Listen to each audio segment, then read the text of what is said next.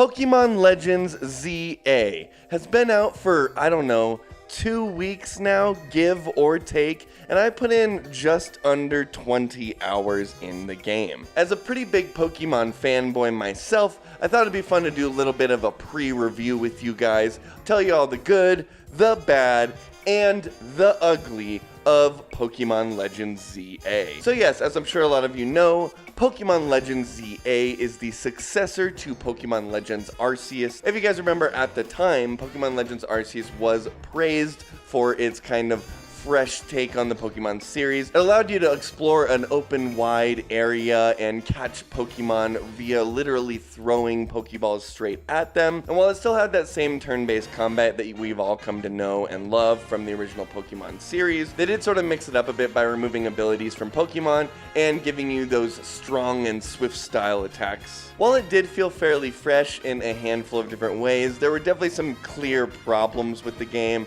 First and foremost, it did not run very well on the Switch 1. It also looked pretty bland and boring. And while a lot of people did like the idea of being let loose into this open world Pokemon game where you can catch Pokemon at your own behest, a lot of other people saw the story as a bit shallow, the Pokemon catching is not quite there yet, and the battle system still needing some sort of refresher. I definitely enjoyed the game at the time, but I definitely wouldn't disagree with most of the pain points or criticisms most people have towards that game. That all being said, Pokemon Legends ZA I think fixes the bulk of these issues while introducing a couple new ones, unfortunately. Overall though, pretty good. So first things first, Pokemon Legends ZA takes place in Lumio City. It takes place about 5 years before the events of Pokemon X and Y. If you guys remember, in Pokemon X and Y, Lumio City is the biggest city in that game and probably in the whole Pokemon world, or at least as far as we know. While it's clearly going for sort of a France or Paris inspired location,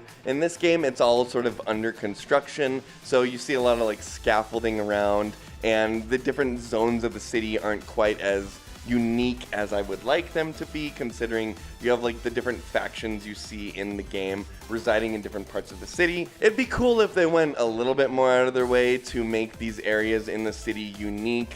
After spending 20 hours or so in the game, I'll admit it all starts to blend together a little bit. You're generally far too busy doing this, that, or the other to really care about what the city looks like, but there are moments where you're like, yeah, I've been in this area 100 times. I wish it just, felt a little bit livelier. That being said, the game looks pretty good and runs fantastic on the Switch 2. I'm pretty sure a lot of people have been having performance issues as far as the Switch 1 goes, but if you're playing on Switch 2, I've been basically having a rock solid 4K 60 FPS the entire time. I will say that aesthetically, it is a far leap and jump ahead of what they're doing on Scarlet and Violet and over on Legends Arceus too. Definitely some serious room for improvement here though, especially considering how much the Pokemon Company, Game Freak, and Nintendo makes off of the Pokemon series. It's like, come on guys. That all being said, I'm glad that the game does run at a rock solid 60 FPS because, as I'm sure you've heard, the entire combat system is completely and utterly different in this game. They're definitely trying to move away from that classic turn-based baby's first RPG combat system. Obviously, if you've played a Pokemon game before, you know that you take a turn and they take a turn. It's very classic JRPG turn-based combat type stuff. In Pokemon Legends ZA, they've chosen to go for a completely live, action-based combat system that definitely kind of gives you the feeling of actually watching the Pokemon show, or at least the closest it's ever been to that. If you're kind of wondering how this combat functions, it feels very similar to like a World of Warcraft or a Xenoblade. It's all cooldown based, so you use a move, you wait for your global cooldown, and then you can use another one. There's also a level of like positioning going on and AoEs on the field that you need to kind of maneuver around. And as always, your Pokemon can die in combat, and you can also get hit in combat. If you or your Pokemon faints, you will have to obviously exit the battle and retry again. While I don't think they ever really harness the full depth that this combat system could be using, I also haven't really touched competitive multiplayer at all, so it might get a little bit more in-depth over on those side of things, but the game never really gets hard enough for you to need to like worry all that much. Usually you can kind of just spam off your most powerful move and get through just about any fight you need to, which admittedly isn't exactly far off from how Pokemon games have always been. The more difficult combat usually comes nearing the end of the game or the post-game, and even then, I wouldn't exactly say Pokemon is known for its difficulty. So I am kind of hoping that there's some sort of like battle tower at the end of the game, or I'm definitely going to have to give that competitive multiplayer a shot and see if there's more depth there. It sounds like I'm hating a lot on the combat. To be honest, it is pretty enjoyable. It definitely, if nothing else, feels very fresh for the Pokemon series. I do have a gripe here or there with it though. For instance, in games like World of Warcraft and Xenoblade, you only control your one single character. In this game, you're not only controlling yourself and dodging out of the way of Pokemon's attacks, but you're also controlling your Pokemon, and you only kind of have half control of them, because they'll either go out to do an attack or come back to your side. While you can be a little bit strategic about when and where you're using your attacks and how you're moving in on that enemy Pokemon, ultimately it's not always very easy to guess what the enemy is gonna do and then kind of react to that, especially since you don't have direct control over your Pokemon. So sometimes I've like sent my Pokemon out to do something right before the enemy attacks, and then I just walk right into their attack. And once you hit that move, you gotta wait till it's over. There's no interrupting it or anything like that. So once again, while it works pretty well, it can be a bit of a clusterfuck sometimes just to figure out where you are in relation to the enemy, where their attack is gonna hit, and how to, properly dodge or maneuver around that. I think with some more fine-tuning to this combat system, they'll really nail it in the next few. Now, as far as catching Pokemon goes, it works basically the exact same way as it does in Legends Arceus. You can either sneak through the tall grass until you get close enough to throw a Pokeball at the Pokemon,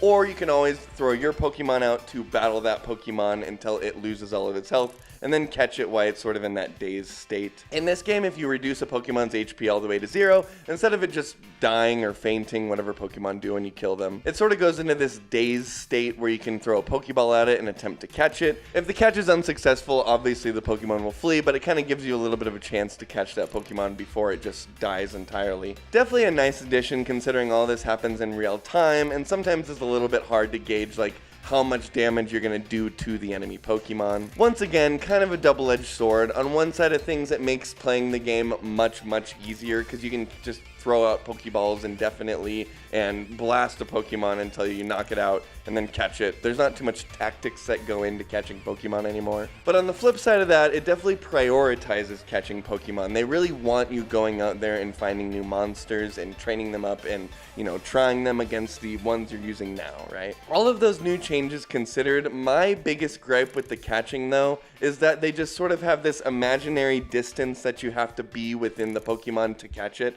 For instance, if there's a Pokemon on a far away roof and I toss a Pokeball over there to try and catch it, I have found in my playthrough that if I'm too far away from that Pokemon, I will literally see the Pokeball just pass right through the Pokemon or bounce off its head and not, collide with it. Basically wasting a Pokeball and making me feel stupid like I did something wrong when I can clearly see the Pokeball passing through it or bouncing off of it. Keep in mind that they added this guy who actually collects your Pokeballs for you at the Pokemon Center, so while I'm not necessarily losing out on money or losing out on Pokeballs, I don't know, just let me toss a Pokeball at any distance to catch a Pokemon, and if I happen to catch it, cool, Now that we kind of got the basics out of the way with the catching and the battling mechanics, what does this game sort of just feel like to play? Well, like I mentioned earlier, it all takes place in Lumio City. It almost has sort of a Yakuza feel in that way, where it all takes place in this one area, and you kind of get to know that area pretty well. That being said, the game is kind of broken up into day and night periods. During the day, you can sort of do side quests, go to these open zoned areas to catch Pokemon,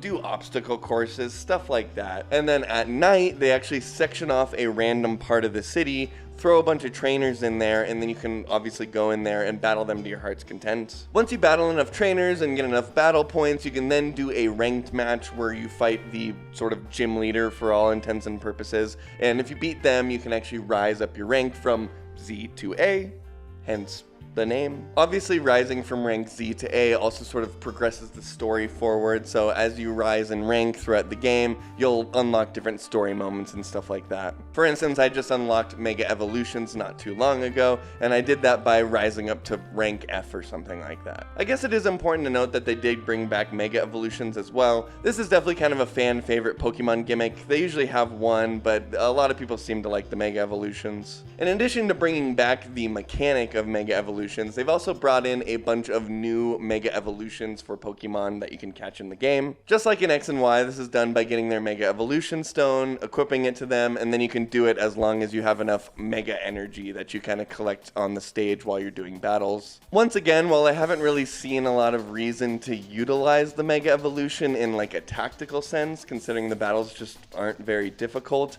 I'll admit it is pretty fun to battle the rogue Mega Evolution Pokemon that you kind of find throughout the game that are, causing havoc in the city. They're very similar to the terastallizing raids that you find in Pokemon Scarlet and Violet, or the Gigantamax raids that you find in Sword and Shield. Basically, it's a little bit of a boss battle, and you and your Pokemon could get hurt in these battles, and you gotta just sort of take them down, and you'll get a Mega Evolution Stone for it. If you guys remember back to Pokemon Legends Arceus, they did remove abilities from Pokemon in that game, and they've done the same here, which I'll admit I don't love. I think it ends up kind of just losing a level of complexity that you would normally see in a Pokemon game, and that's why I wouldn't say like totally give up on the turn-based Pokemon combat system in lieu of this new action-based combat system. But what I think they have here is pretty good. I think they give you plenty of stuff to do during the runtime of the game. I would definitely recommend prioritizing those day and night cycles to kind of just break up the pacing a little bit. I've sort of obsessively caught myself doing like one thing, the day and night cycles are passing and passing and passing,